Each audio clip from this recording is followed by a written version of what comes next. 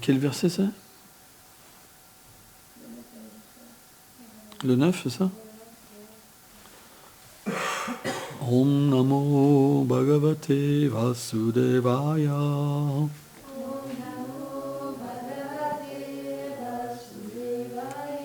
Om Namo Bhagavate Vasudevaya.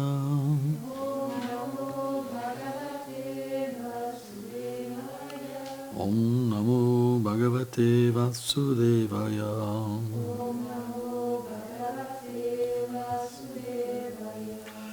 Premier chant, chapitre 9, verset 9. Tan sammitam mahabhagam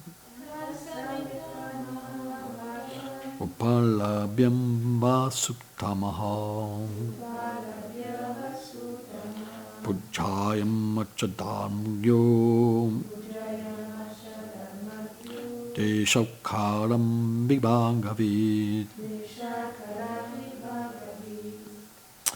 Voyant que ces glorieux saints s'étaient rassemblés ici, Bhishma, qui est le plus important des 8 Vasus, et qui connaissait les principes religieux applicables selon le temps et les circonstances, offrit ses respects à chacun d'entre eux. Commentaire. Srila Vishwanath Chaitanya Thakur dit, le nom Vashuttama se réfère à Bhishma. Selon Sridhar Swami, puisqu'il ne pouvait se lever, Bhishma les adora dans son mental avec des mots.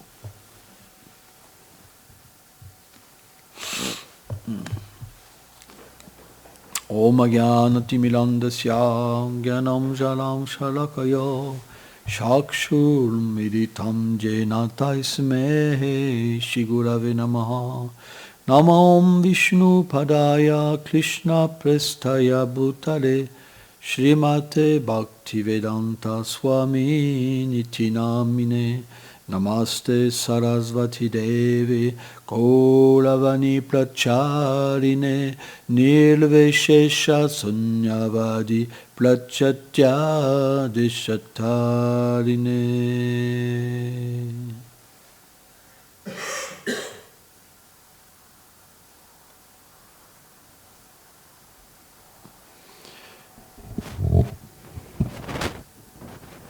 Donc, par quoi vais-je commencer la classe?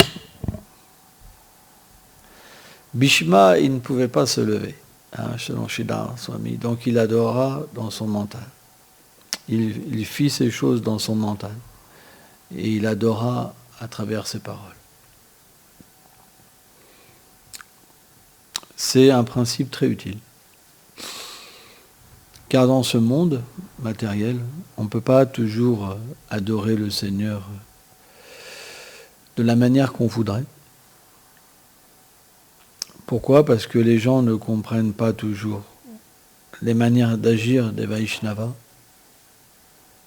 Par exemple, offrir ses hommages aux déités, offrir son hommage à un Vaishnava, à la plante Tulasi.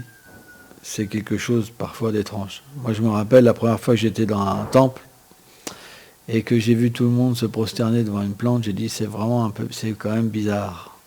Je l'ai fait, mais je ne comprenais pas ce que je faisais.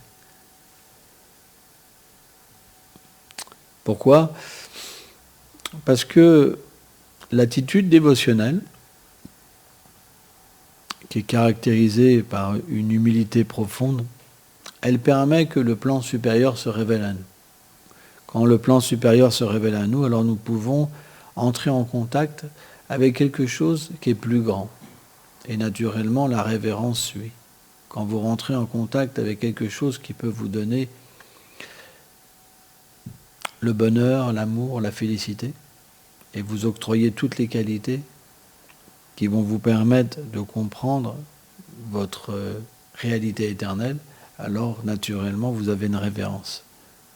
Parce que vous avez besoin que ce plan vienne à vous. Donc, qu'est-ce que vous faites? Vous priez. Plindaye tulasi devai pliyaye keshavasacha Krishna bhakti pratidevi satyavate namo namaha. Vous offrez une prière. Vous désirez que ce bénéfice vienne à vous. parce que vous en avez conscience.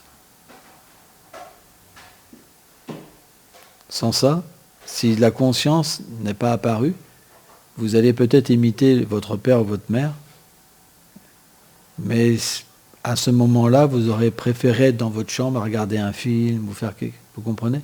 Parce que le plan supérieur n'est pas visible, donc vous êtes plus attiré vers le plan inférieur. Et en fait, c'est ce qui se passe. Quand on regarde quelque chose d'inférieur, c'est que le plan supérieur, il est parti. Observez votre vie. Vous verrez qu'à ce moment-là, vous n'avez plus de connexion avec le plan supérieur. C'est pourquoi vous avez besoin du plan inférieur. Et à ce moment-là, vous nourrissez, quelque part, votre identification avec le corps et les sentiments matériels. C'est pourquoi on a une vie spirituelle. La vie spirituelle, c'est cultiver le plan supérieur. Donc plus vous avez une vie spirituelle qui est constante, et plus vous êtes conscient de votre réalité éternelle. En proportion de cette constance, en proportion, vous avez un état de conscience plus spirituel ou matériel. Parce que vous pouvez vous associer avec un plan supérieur ou avec un plan inférieur. On revient toujours sur le principe de l'association. Si vous êtes associé avec le plan supérieur, toutes vos impressions inférieures disparaissent. Et puisque les impressions supérieures sont imprégnées en vous, ils vont donner le souvenir de Krishna et les émotions. Allez, tiens-toi correctement.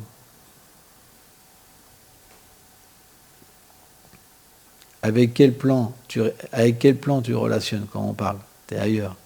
Ça ne sert à rien d'être à un endroit si on est ailleurs.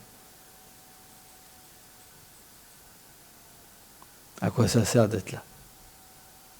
On doit être présent à travers la conscience. C'est pourquoi, par exemple, il peut y avoir des personnes dans une salle, mais combien sont véritablement présents? Ceux qui sont avec la nature de l'âme, qui ont purifié toutes les couches qui recouvrent leur réalité. Sans ça, le mental vient nous chercher. Pendant qu'on écoute, on a les yeux fixés, mais on est ailleurs. Sur 1 heure de conférence, combien d'instants nous sommes présents? Vous comprenez? C'est parce que le plan inférieur vient nous chercher. Mais on a quand même un bénéfice, parce qu'on s'associe avec le plan supérieur. Donc graduellement, parce que le plan supérieur est quand même beaucoup plus puissant que le plan inférieur, si on ne fait pas d'erreurs, des grosses erreurs, comme les offenses au Vaishnava par exemple, alors graduellement, toutes les impressions inférieures vont changer de nature, vont être purifiées. Et alors, notre concentration sera beaucoup plus profonde. C'est pourquoi, au début de la vie spirituelle, par exemple, il y a la foi, mais c'est comme une graine. Elle nous permet de comprendre qu'il y a une réalité supérieure, mais pas de la voir. Mais juste de la comprendre, de la sentir, on va s'engager sur un chemin. À partir de là, on va entrer en contact avec des personnes qui ont ce plan supérieur, qui vivent sur ce plan supérieur. On va obtenir une foi plus grande et on va être engagé dans le service des saints qui vont nous permettre, à travers leur instruction, d'être connectés à ce monde supérieur. À partir de là, quand on reçoit l'instruction du maître spirituel, tout ce qu'on fait à travers cette instruction, c'est entrer en contact avec le plan supérieur. C'est pour ça que l'action dévotionnelle, elle purifie toutes les réactions des actes passés. Elle permet de se purifier complètement, de se libérer des chaînes du karma et de comprendre notre conscience dans l'éternité. L'instruction d'un maître spirituel, ce n'est pas quelque chose d'ordinaire. Krishna réciproque avec cette instruction.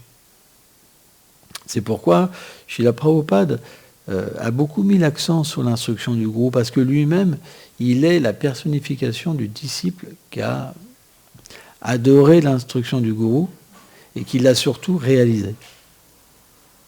Il est la personnification du parfait disciple. C'est extrêmement rare. Srila Bhaktisiddhanta a dit à beaucoup de personnes d'aller prêcher les gloires de Krishna en anglais. Mais ils n'ont pas tous reçu le même pouvoir. C'est une question de foi.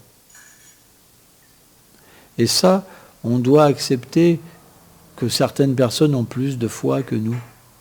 C'est pas grave. Mais nous devons quand même être sincères. Peut-être qu'on n'accomplira pas des grandes choses, c'est pas grave. Mais on doit être sincère dans notre foi. C'est ça que Krishna voit, cette sincérité. Bien sûr, si on pouvait faire plus mais on ne l'a pas fait, alors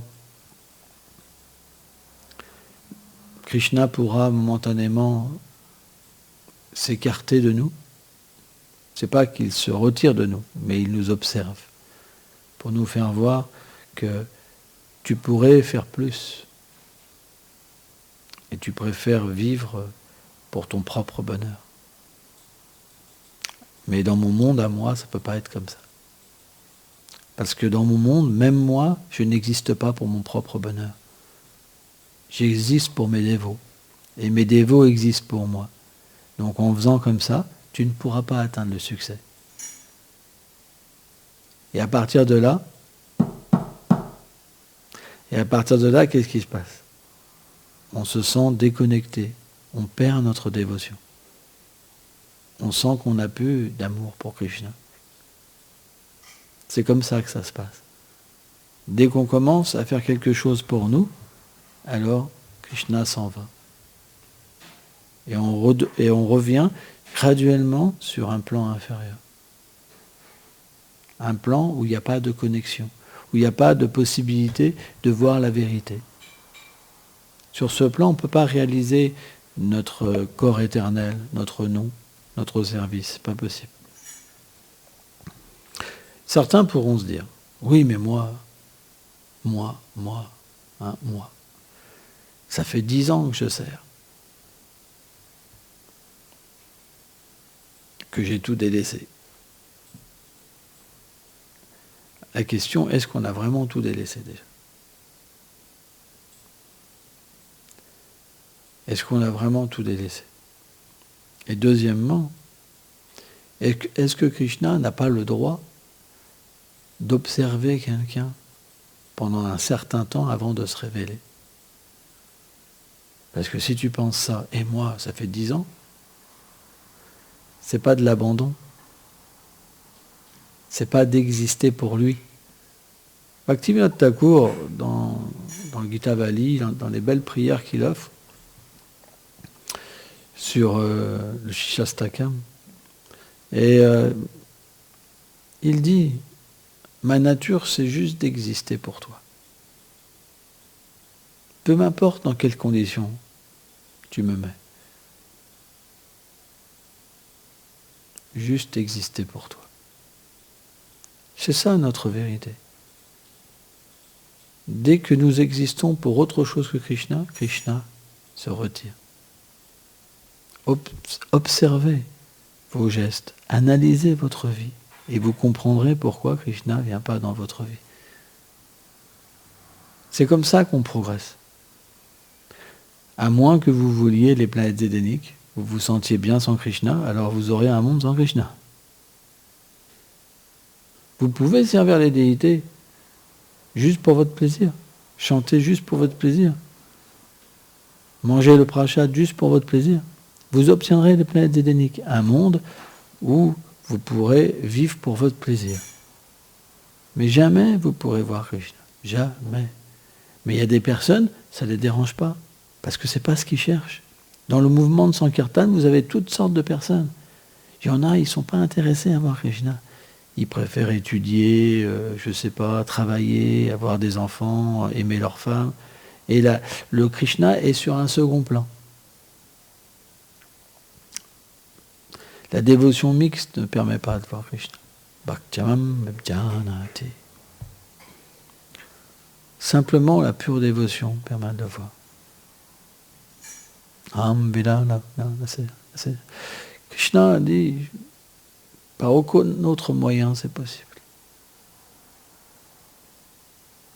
C'est pourquoi on doit analyser notre vie. Et on peut tout de suite, si on est sincère, voir ce qui ne va pas. alors c'est pas facile. Parce qu'on a l'attachement. Une fois que l'attachement est là pour faire ceci, pour faire cela, on va être comme forcé à le faire. Il y a quelque chose qui nous pousse à le faire. C'est les réactions des actes. On est poussé à faire quelque chose alors que ça nous procure aucun bonheur.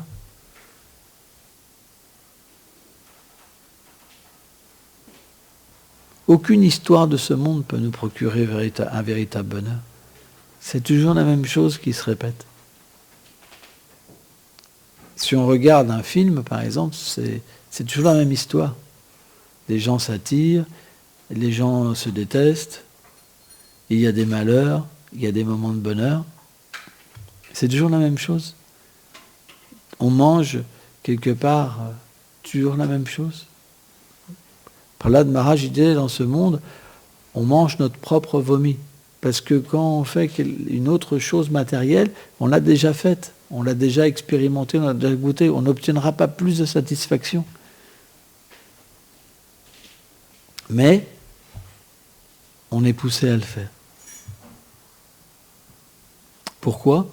Parce que le plan supérieur n'est pas visible. Comme il n'est pas visible, on n'a que le petit plan inférieur. Et on est obligé d'entrer dedans. C'est comme une spirale. Tant que le plan supérieur ne vient pas nous chercher, on ne peut pas être attracté et oublier le plan inférieur. C'est pourquoi l'écoute des sages qui ont expérimenté le plan supérieur, il nous permet d'avoir une autre capacité d'appréhender la vie. Sans ça, ce ne serait pas possible. Si vous n'entendez pas parler du plan supérieur, comment vous voulez comprendre qu'il existe ? C'est pour ça que Srila Vyasadeva a rendu possible que le Srimad Bhagavatam soit écrit, disponible. Mais avant lui, Sukadeva Goswami est venu pour le donner. Sukadeva, il est venu du plan transcendantal sur le plan inférieur. Il a manifesté le plan supérieur sur le plan inférieur pour permettre aux êtres vivants de quitter cette conscience inférieure pour être sur une conscience supérieure. C'est pourquoi, si on ne pratique pas, on ne peut pas s'éveiller. Si on ne s'éveille pas, on va naturellement vivre sur le plan inférieur et cultiver ce qu'il y a sur le plan inférieur. Et le plan inférieur, ça veut dire l'ignorance de notre réalité. Vous ne pourrez pas demander à quelqu'un qui ne pratique pas de s'éveiller. Donc si vous pratiquez et qu'une personne ne pratique pas, à un moment, il n'y a plus rien à se dire. Parce que nos impressions seront sur un autre plan, et les impressions d'une autre personne seront sur un plan inférieur. C'est comme deux mondes.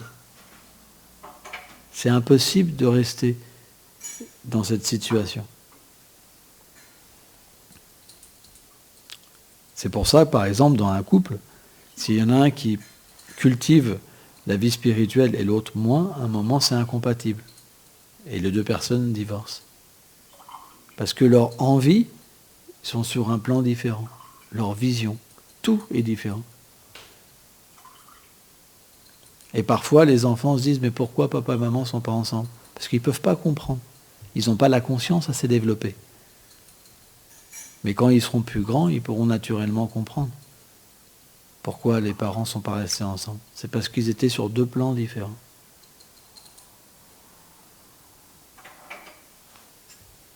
C'est naturel. On s'associe avec des personnes qui ont la même conscience. C'est pourquoi, par exemple, quand on devient un dévot du Seigneur, ceux qui n'aiment pas Dieu vous rejettent. Même ils le ressentent, même si vous ne leur en parlez pas. Parce que votre manière de parler, votre manière de marcher, tout va devenir imprégné d'amour, de douceur. Et automatiquement, c'est très difficile pour une personne qui va vers l'amour de rester avec des gens qui ont la haine. Donc à un moment, il y a une rupture. Parce que naturellement, on n'a plus rien à se dire. C'est comme deux mondes, on ne se comprend plus. Le monde de l'amour et le monde de la haine, de l'égoïsme, c'est pas le même monde. On ne se comprend plus. Et donc, à un moment, il y a une séparation, naturellement. Et même pour évoluer. Par exemple, si vous voulez arrêter de fumer, vous n'allez pas vous associer avec des gens qui fument. Si vous voulez arrêter de boire de l'alcool, vous n'allez pas vous associer avec des gens qui boivent de l'alcool. C'est quelque chose qui est logique. Et bien de la même manière, si vous voulez progresser spirituellement, vous allez vous associer avec qui? Avec des gens qui n'ont pas de conscience spirituelle ou avec des gens qui ont l'amour de Dieu? Avec les gens qui ont l'amour de Dieu. C'est pourquoi, quand quelqu'un n'a pas la conscience développée pour comprendre ces subtilités, ben il est heurté. Pourquoi papa, maman se séparent? C'est normal, parce que l'enfant vit que sur un plan égoïste, pour lui. Il ne comprend pas ce besoin d'une personne de progresser, et l'autre, finalement, d'involuer. C'est comme ça, c'est une liberté. Chacun a le droit d'aller où il veut. Vous comprenez ça? Alors bien sûr, pour un enfant, c'est difficile. Mais il y aura toujours cette réalité.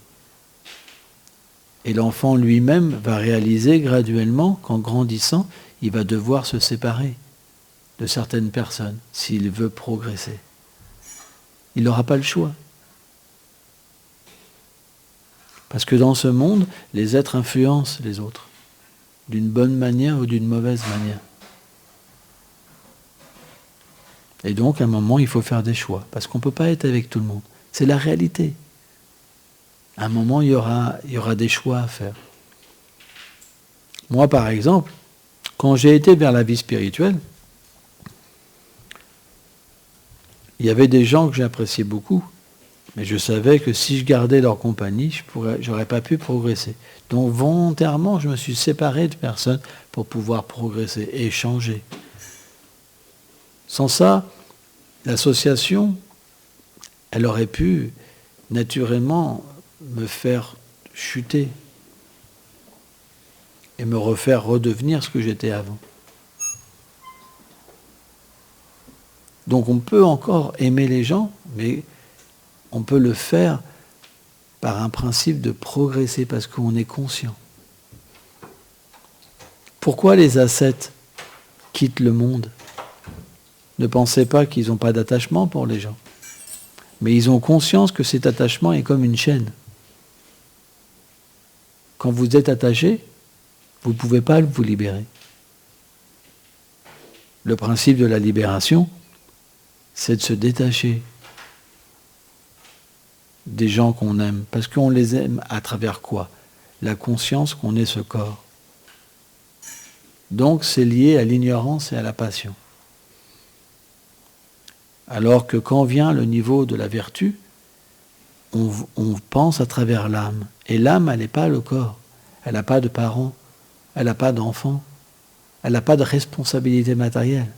Elle a juste une compréhension qu'elle est reliée sur un plan divin, qui n'a rien à voir avec le monde matériel. Donc quand la vertu prédomine en l'être, il se détache pour se libérer et pour réaliser qui il est.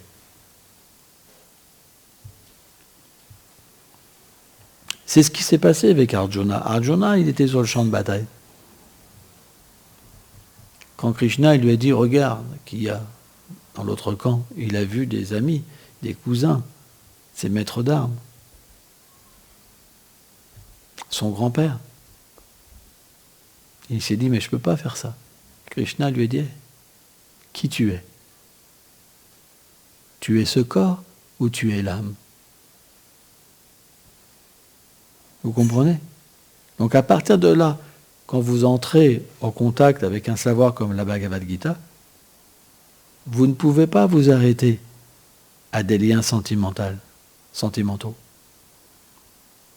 Rectification. Vous ne pouvez pas. Parce que l'influence de la vertu est tellement puissante en vous que l'attirance vers votre réalité, elle sera plus forte que les liens que vous avez dans ce monde. Et à partir de là, vous pouvez renoncer. Ça, c'est pas possible. Si vous avez trop de passion ou d'ignorance comme influence, vous ne pourrez pas. Quand vous allez penser à ça, vous allez pleurer. Vous dites, mais je ne peux pas faire ça quand même, c'est cruel. Comme Arjuna. Et quand la vertu prédomine, il n'y a pas cette faiblesse de cœur. Ça, c'est ce qu'on appelle, Vijnanacharya Thakur, un des 4 anarthas, choses indésirables, c'est faiblesse de cœur. Ça, c'est dû à l'influence de la passion et de l'ignorance. Et quand la vertu prédomine, alors rien ne peut vous arrêter. Vous délaissez tout. Tout ce qu'il y a de matériel. Tout, juste pour aller vers la pure dévotion. Et ça, c'est très rare. C'est ce qu'on appelle nishta. C'est le premier stade Madhyamadikari. Quand vous êtes situé dans la vertu, vous pouvez renoncer. Avant, ce n'est pas possible. Car nishta dikari, c'est très difficile. Il y a une vraie bataille. Mais nishta, il n'y a plus de bataille. C'est naturel. Vous renoncez à tout.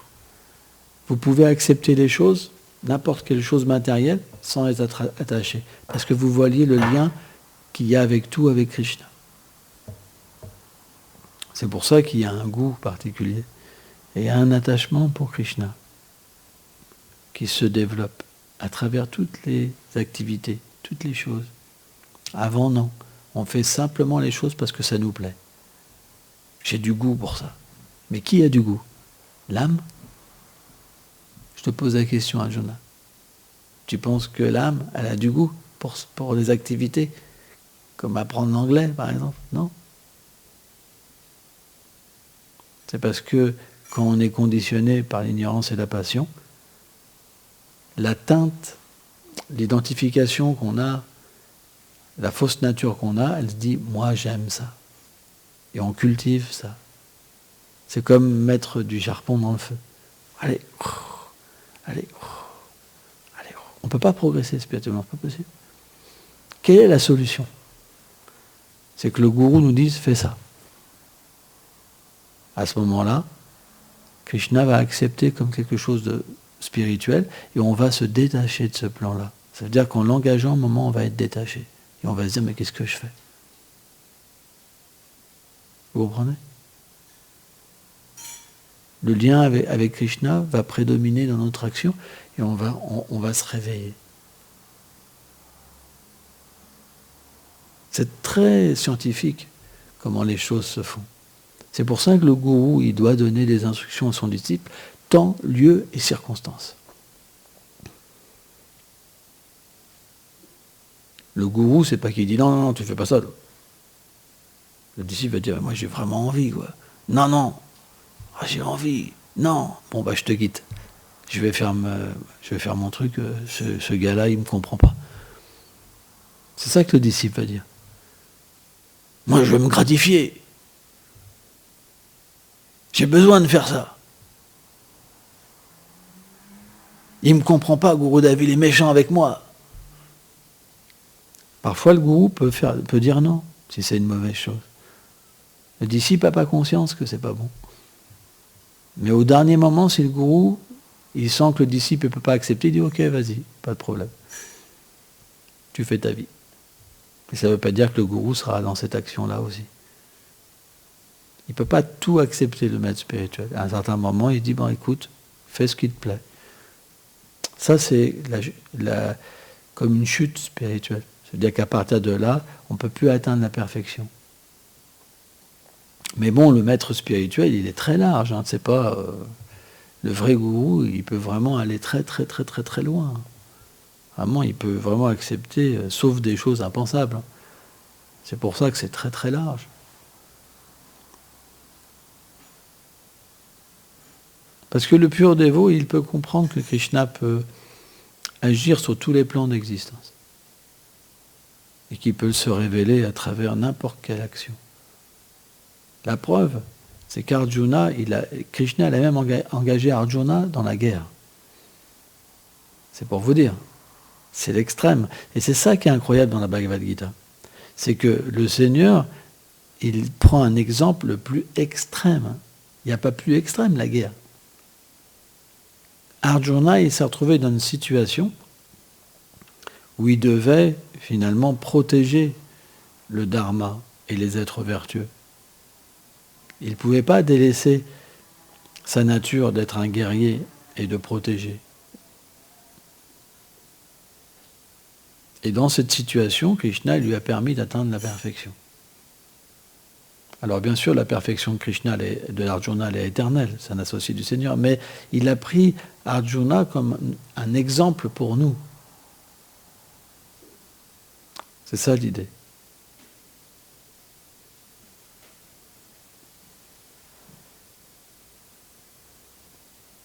C'est plus confortable. Hein, c'est comme un fauteuil moelleux, maman. Hein, mais t'inquiète, un jour tu grandiras et elle ne pourra plus te porter. C'est pour ça que je sens, elle a pris un peu de poids, c'est pour être un peu plus moelleux.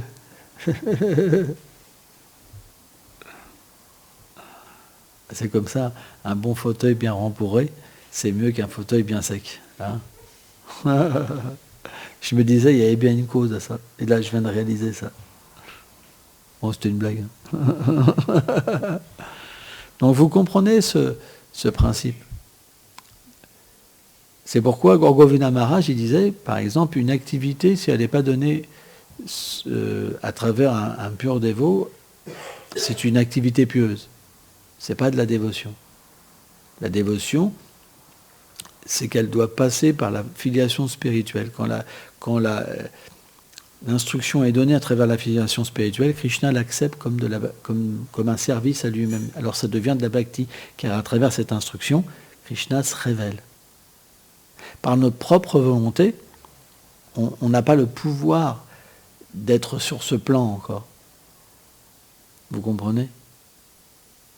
Parce qu'on n'est pas réalisé. Si on n'est pas réalisé, on ne peut pas donner une instruction sur un plan absolu et engager les gens. C'est pourquoi, si le gourou il n'est pas authentique, et si le disciple, bien sûr il faut que le disciple soit authentique, mais si le gourou n'est pas authentique, l'instruction ne va pas générer la dévotion. Il n'y aura pas le résultat. Le monde de Krishna ne sera pas atteint. Alors bien sûr, comment dire, c'est pas que tout le monde réalise Krishna. Parce que quand Krishna il dit dans ce verset, Baunam Jamante, après des millions d'existences, hein, Vishwanath dit beaucoup d'existences. Un gyani peut comprendre ce plan. Donc une âme pure, c'est extrêmement rare. Atma Sudulabha. Mais on peut atteindre le monde de Krishna par la miséricorde. Mais cette miséricorde, elle doit quand même être obtenue à travers un lien authentique. Bon, ça, c'est pas possible. Qu'est-ce que c'est l'authenticité ? C'est que Radha et Krishna acceptent. Si le maître spirituel a cette faculté de pouvoir directement parler avec Radha et Krishna et avec les associés du Seigneur, alors naturellement, c'est authentique et c'est élevé. Et je dirais même que c'est même plus élevé qu'un gourou qui a l'autorisation, mais qui n'est pas réalisé, qui a l'autorisation de son gourou de prendre des disciples. Ça reste authentique. Mais le gourou, il peut tomber. C'est ce qui s'est passé dans les âges anciens. C'est pas qu'ils n'étaient pas authentiques, puisqu'ils avaient reçu l'instruction de faire ça. Mais parce qu'ils n'étaient pas des âmes réalisées, ils pouvaient donner l'initiation pour se connecter à la filiation spirituelle. Mais le gourou, qui est plus qualifié, automatiquement, déjà, il ne tombera pas. Et deuxièmement, il peut véritablement ramener qui il veut.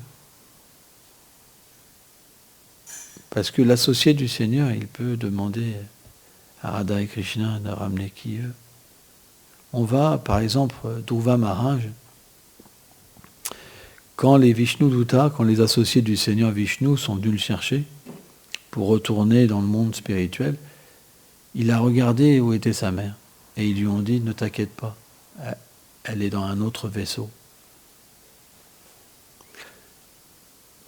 Donc, Chaitanya Mahaprabhu a dit à Ramandaloy, tout ce que tu affectionnes, je l'affectionne.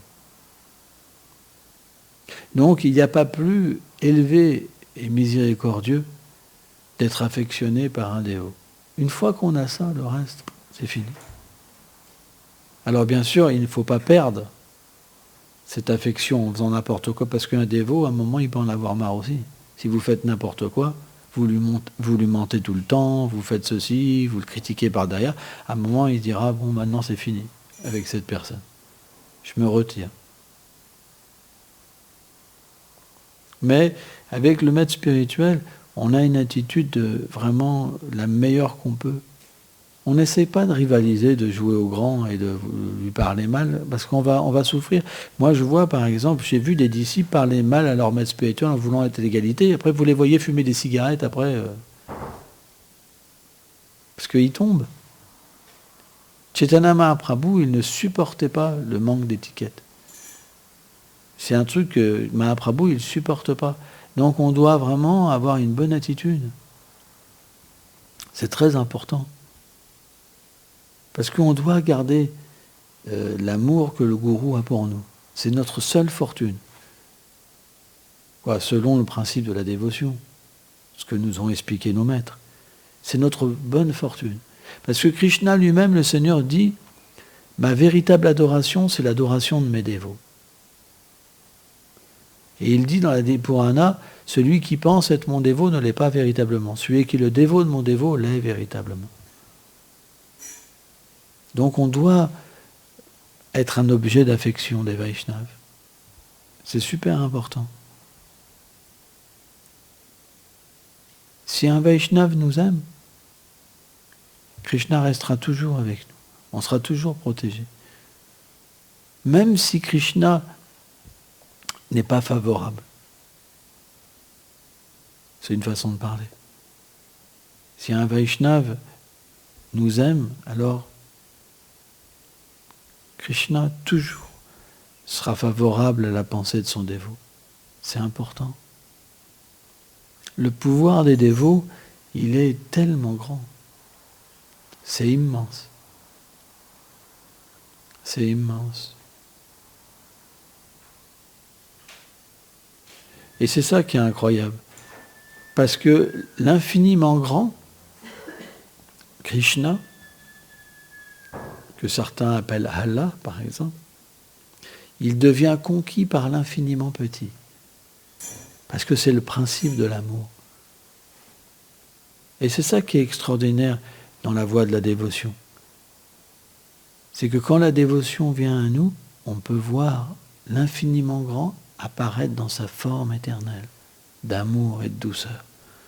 Et c'est ça qui est incroyable et qui est difficile à comprendre pour les gens ordinaires, qui n'ont pas la pure dévotion. S'il n'y a pas de relation, on ne peut pas être satisfait. Juste par des règles, par une adoration. Ça ne suffit pas, juste la prière, tout ça. Ça, c'est pour les gens qui sont dans l'action intéressée, qui veulent être bien dans ce monde. Mais celui qui veut comprendre l'âme et sa nature éternelle, il a besoin de plus. Merci beaucoup.